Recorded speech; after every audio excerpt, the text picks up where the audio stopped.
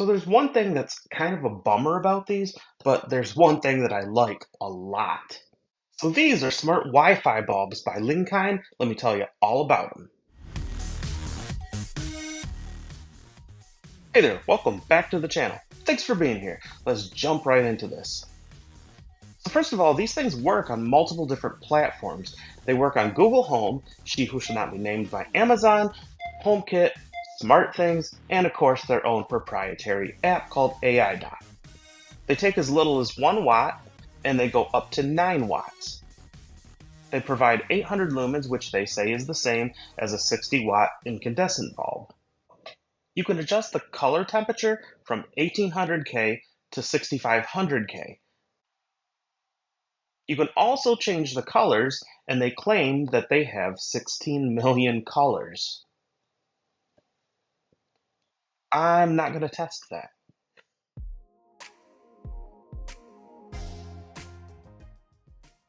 Set the dining room to 100%. Set the dining room to green. Set the dining room to purple. Okay. So the thing that I thought was a bit of a bummer with these was kind of twofold, the brightness. So at full brightness, to me, that full 800 lumens just does not seem all that bright. I don't have a meter to test the lumens, so I know this is subjective, but it just seems slightly less bright than a normal 60-watt incandescent bulb. So in my admittedly subjective opinion, they maybe fall a little bit short in that regard. Also, the dimming, even though it says it can go from 1 to 100%, there's no way that the dimmest setting on here, aside of being off, is 1%. It seems a lot brighter than 1% of the total brightness. Set the dining room to 1%. You would think that if it actually went down to 1%, that it would be super dim, but it's not. It subjectively feels like maybe about 25% of the total brightness. It has this standard, I believe they call it E26 base, so it works in basically most of your lamps and light fixtures. As with most LED bulbs, including other smart bulbs, they don't recommend that you use a dimmer switch with these, but that's okay because you have a myriad of options. You could get smart switches, you can use your voice, or you can use whatever app you choose, such as HomeKit or Outtakes from Amazon. These things don't require a hub because they connect through Wi-Fi.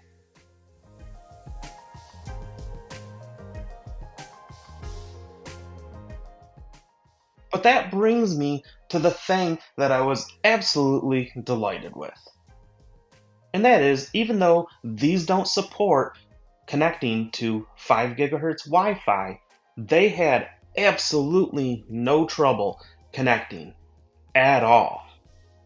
I've set up multiple other brands of Wi-Fi based bulbs, and they almost always have trouble connecting because they want to jump on your 5 gigahertz network instead of your 2.4 gigahertz network. So you either have to disable it or you have to do some other shenanigans to get it to work. So for me, those other bulbs were an extra pain in the butt, and here's why. Because normally, all you have to do if you have that trouble is just to go into your router settings and disable your 5 gigahertz network temporarily, go ahead and set up your bulbs, and then re-enable that 5 gigahertz, and they should work just fine. Unfortunately for me, the Orbi routers that I was using at the time didn't have a setting to disable the 5 gigahertz network. So rather than disturb everyone else in the house and take off all the cameras and smart bulbs and locks and everything that are hooked up to that Wi-Fi and disturb all of that, what I had to do was take this old router and go to my sister's house and set this up in bridge mode. And so when I did that, I was able to get these connected. I had to set this up with the exact same SSID and password that I used on those Orbi routers. And so when I took those bulbs back over to my own house, then they were able to connect. It was a pain in the butt, and I'm glad that I didn't have to do that with these bulbs. Maybe it's an improvement in the chip, or maybe it's because it's Matter certified, but it was super easy. You basically just go to the app that you want to use to control this thing. In my case, it was the ALEXA app, and you just go to add a device, and then you scan the little QR code on the side of the bulb, and you turn the bulb on when it's looking for it, and that's it. It finds it within a few seconds flawlessly, and it did it for me each time that way. Then you just rename it to whatever you want it to be called, garage light, porch light, whatever, and for me, it just worked. As always, I hope you found this video useful and interesting. If you have any questions or comments, drop them down below. I'd love to talk to you down there. Thank you so much for watching, and I'll see you next time.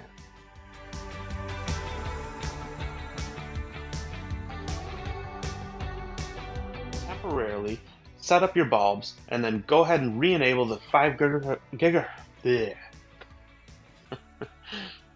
an extra pain in the butt. And here's why. Because normally, if you have that issue, all you need to do is go into your routy.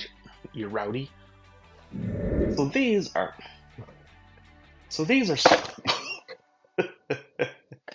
oh boy.